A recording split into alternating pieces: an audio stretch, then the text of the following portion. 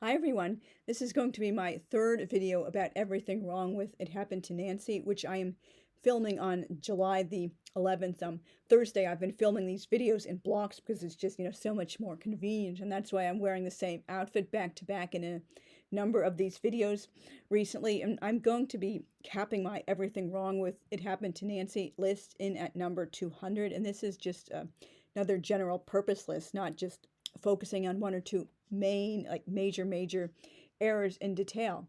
Yes, this book is well and truly the gift that keeps on giving. Perhaps I should do in-depth takedowns like this for all of Dr. Fraud's other books. That would be so fun. The only reason I read her garbage is to take one for the team.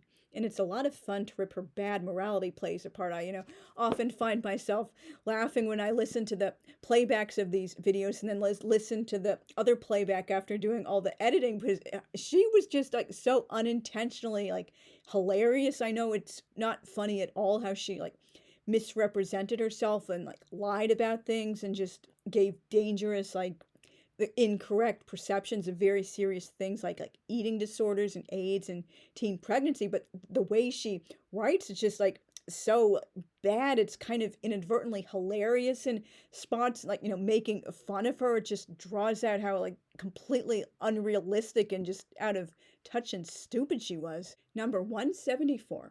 If Nancy has known her gaggle and most of the other kids, as she always calls them, kids, since kindergarten, does that mean they're Catholic too?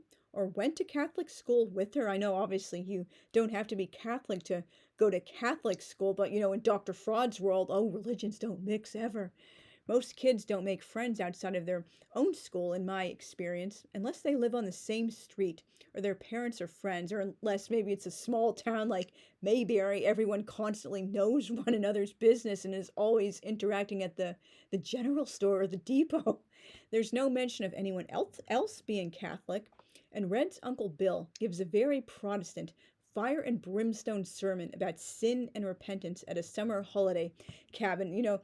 If Nancy were a real Catholic, why isn't she pissed she's getting blindsided by this born again Protestant fundamentalist evangelical fire and brimstone crap and being forced to attend a church service that she doesn't go along with her own beliefs? Oh, you're here having fun, a summer holiday with your friends, and here's a fundamentalist Protestant church service you have to attend, and I'm gonna scare you about constantly sinning, and you need to repent, and all this and all that. So one of many reasons I really call BS on her being a Catholic, even a supposed lapsed or cafeteria Catholic struggling with her faith. It just seems like, she mentions it every so often, but her actions and the way she talks speak completely another story. 175.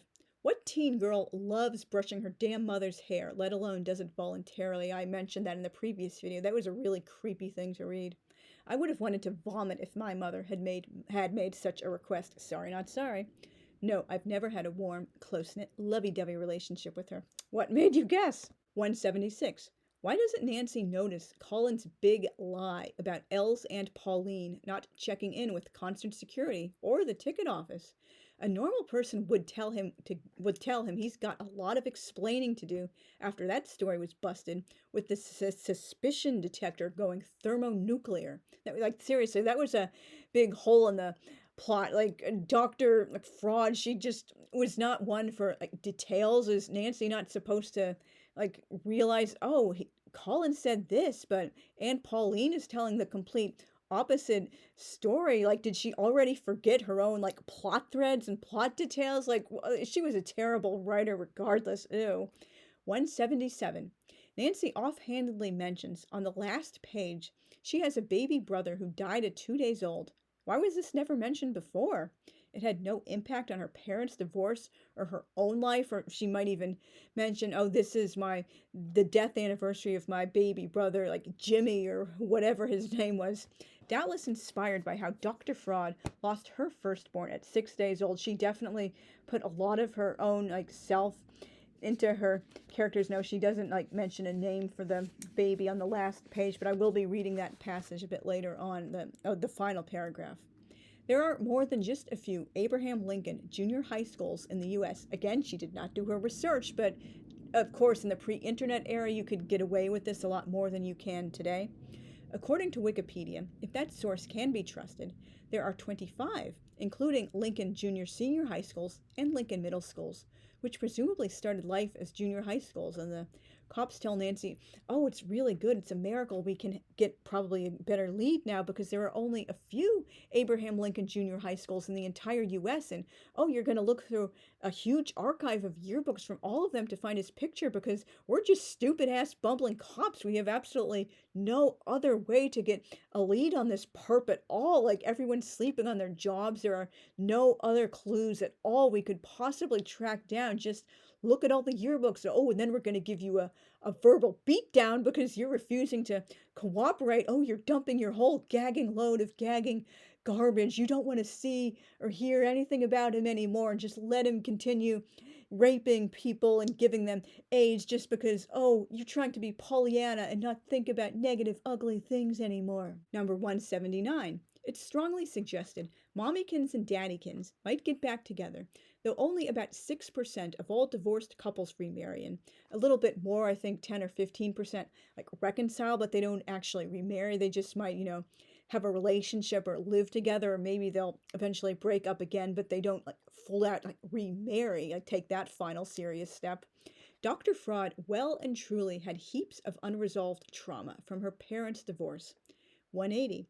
The last paragraph, which I will be reading, is so obviously a pre-planned ending in a book designed as a novel in journal form, not the unresolved final journal entry of someone who died 2 days later and wasn't expecting to never come back to the book. Like, and she talks about all these people she's going to be seeing and all these animals. Oh, why did I mention Cougar? Cougar's still alive. Oh, but I think Cougar will be going home soon too. And she gives a plug to Dr. B's like Mormon religious beliefs about like the afterlife and dying, without of course mentioning it's actually Mormon. But those of us in the know, we know these are Mormon references. And here's the last paragraph. RA4, her new dog, the result of backyard breeding for several generations, has become a constant companion when I'm outside, but he'll never be Red Alert, his great-grandpap, and there could never possibly, worlds without end, another sneaky Mormon reference, be another cougar. Maybe there shouldn't be. I hope there's never another me in all caps, except me. Like, what? That is one of the goofiest final lines I have ever read. It's just so, like, mind-blowingly stupid and, like, bizarre. What kind of ending was that? Seriously. 181. I know things are different in rural areas, but it's so damn irresponsible of Aunt Thelma and her neighbors to backyard breed their dogs and keep it going for generations. 182. It's also really irresponsible to let your cat wander around and not care if he's missing for a few days or weeks every so often. Like, Aunt Thelma sucks for so many reasons. 183. Nice foreshadowing of Nancy's fast approaching death by having her dog die and her cat start winding down. 184. Nancy, like all of Dr. Fraud's other characters, rarely, if ever, mentions any current events, movies, celebrities, books, music, or anything else indicating she has a life outside of her problem. For example, what movie exactly were she and her friends seeing at her 16th birthday party when she wet herself and had to go home all of a sudden? Like, what books did she read for fun besides like Teenagers and AIDS scaremongering pamphlet Dr. Fraud mentions? Like, what does she do for like fun? Does she watch television, like anything like that at all besides the early mentions of U2 and Garth Brooks, who of course she's never mentioning again, listening to? Like, seriously, just why couldn't she give these characters like lives outside of their disorders or problems? She wanted us to remember them. Oh, Alice does drugs and goes homeless, and Kim has the eating disorder, Nancy was raped and is dying of AIDS, Annie got knocked up, and Danny denied paternity. Yes, their names are really Annie and Danny. Oh, and now she's going to an unwed mother's home in the 1990s, and she's getting twilight sleep because so many women gave twilight sleep birth in the 1990s, and she was a good little Molly Mormon for obediently giving up her baby to a nice little suburban couple who could, a married Mormon suburban couple who could do the right thing and raise a baby so much better than she could as a stupid, irresponsible teen mom, and who like Sammy the ex-gangbanger, and Jay the Satanist, and like into the dark occult arts, and like who else, like who I'm stumbling for, Jenny being like sexually harassed by her teacher, the teacher is grooming her, and like whatever other books I might be leaving out. She was just like a terrible writer with no character development. 185. Why doesn't Nancy already know all churches and most other religions have the golden rule in common? I thought everyone knew that. 186. This is particularly stupid yet again. Who hears a woman is coming to visit who turns out to be Dr. Fraud and wonders if it might be her dad? Serious. Dad, ellipsis. No, he's not a woman. Duh. Ellipsis. I guess I'll just have to wait and see. Seriously. 187. I've been to many Catholic masses, and I'd never describe them as repetitious, and I don't think Catholic mass being formal is a bad thing either, like Nancy says. Again, Dr. Fraud knew jack about Catholicism. Nancy prefers Aunt Thelma's unspecified type of Protestant church, which is kind of friendly and old-fashioned, with kids on the program and women. That's kind of a weird sentence construction, but whatever. You know how Dr. Fraud wrote. I prefer, when it comes to Christianity, I'm not a Christian myself, but just when it comes to the services I, would prefer to attend if I were going to a Christian church, I like the beautiful pageantry engaging all senses of Catholicism and Eastern Orthodoxy to bare wall Protestantism. I've only attended a couple of Protestant services, and they just were felt boring and depressing, like bare walls, not even any stained glass windows or art. It was just kind of like inviting fundamentalism with all that, bare wall, essentialism. 188. Another religious thing, Catholics aren't forbidden from attending churches of other denominations, although, of course, they're guided, advised not to actively take part in things which would contradict their theology. For example, they wouldn't be taking the leavened communion instead of the actual the Catholic style communion, because obviously they're completely different churches, different styles of communion, beliefs in consubstantiation or symbolic act versus a full-on transubstantiation in Catholicism. And obviously they don't do confessing to the pastor or the minister, whoever, when you take Methodist or whatever other kind of Protestant communion, or saying amen to prayers that might contradict certain aspects of Catholic theology. But you're absolutely in no way forbidden from going to them, particularly if it's a loved one's wedding or something, or of a funeral, or just a loved one's baby is being baptized, or maybe you just want to learn more, or you're doing research for writing a book or taking a religious class at college or something. And why wait so long to say, I know as a Catholic I shouldn't feel comfortable there, but I do, when she already attended the creepy fundamentalist service at Red's family cabin and got super into it. Number 189. Is Dr. Fraud hinting Aunt Thelma is a fellow morgbot by calling her church Ward Church? Another whodunit, making it so obvious. Some Protestant churches, I looked it up, do have Ward in their name, but Mormonism calls local congregations wards. We already know she's buddies with Dr. Fraud and has a black rooster called Samuel the Lamanite, or Lamanite. I'm not quite sure how that word is pronounced. And speaking of, 190. In the Book of Mormon, Lamanites are cursed with black skin. Yes, believe it or not, that's really what it is. I'm not making that up or being hyperbolic at all.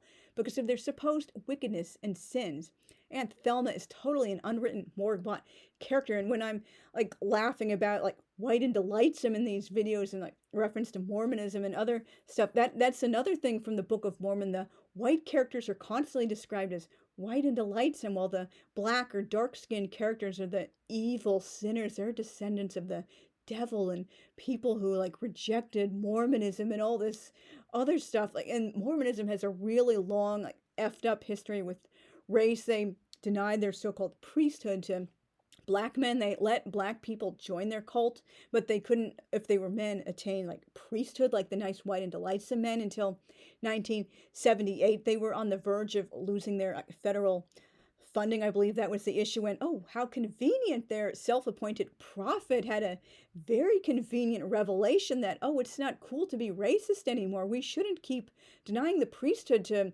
good standing temple worthy black Mormons just because they happen to have a different skin color. Oh, and the federal funding, we'll keep that. But it's still, like brother and sister token when you see black people at a Mormon church. It's almost all the self-proclaimed white and delightsome people. They just have such an effed up history with racism in that cult and against Native Americans as well. Number 191.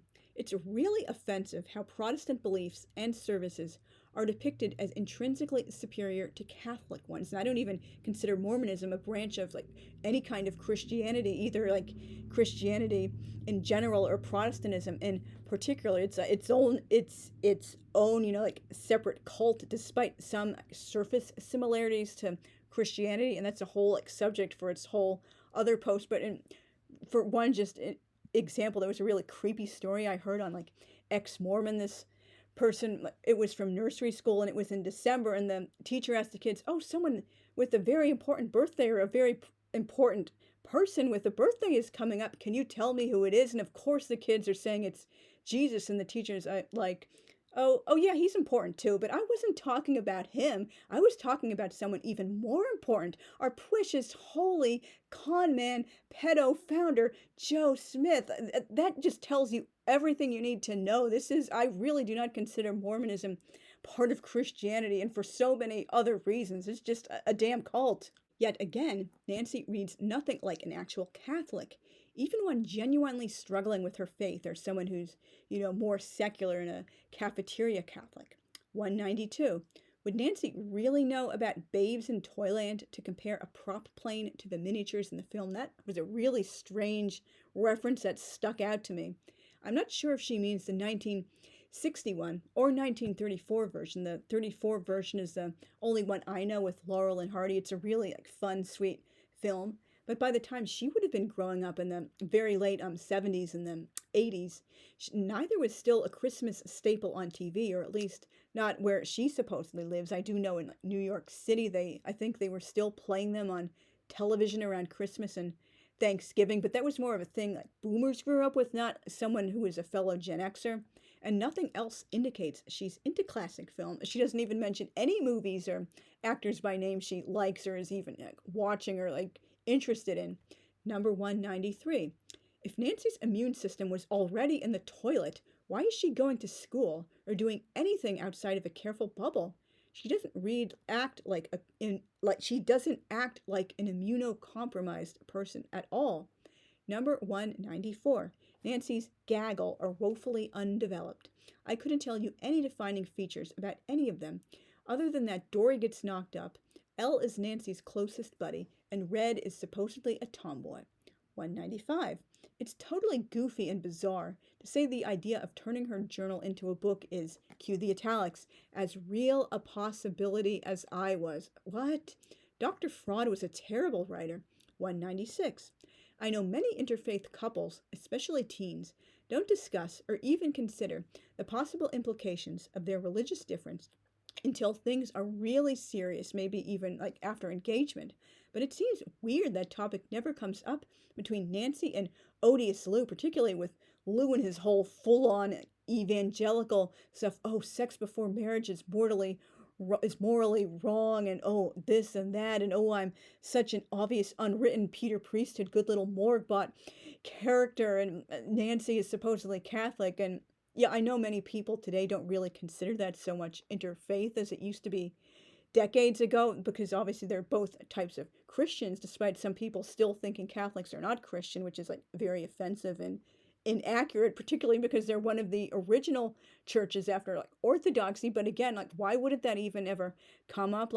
Particularly because they're talking about, oh, we'll be together forever, we'll automatically be married as soon as we're 18, and we'll have kids together, and we'll be so happy, lovey-dovey, happy clappy, whatever, forever and ever. They're not talking about what church they're going to marry in, if Nancy's going to convert to Lou's branch of Christianity, how they're going to raise the kids, nothing at all about the religious difference comes up. That just seems kind of a little weird, particularly how Lou is acting. And number 197. Dr. Fraud was allergic to serial lists with commas, as I've pointed out many times in prior videos. Everything is this and this and this and this and this and this and this and this and this and this and this.